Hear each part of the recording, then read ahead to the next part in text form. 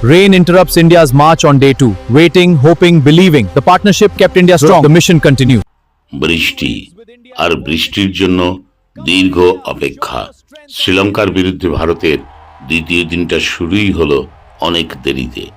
অবশেষে দুপুর 2:35 শুরু হলো খেলা, আর তারপর ব্যাট হাতে ভারত দেখালো লড়াই।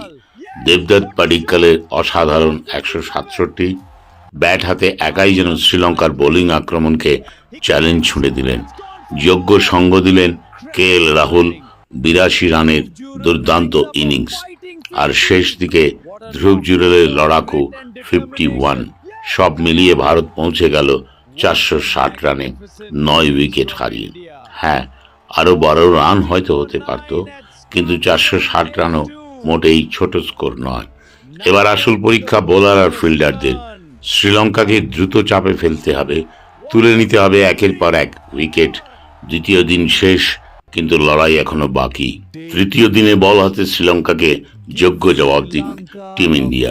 460 রান, এবার চাই 20টা উইকেট। কামান ইন্ডিয়া।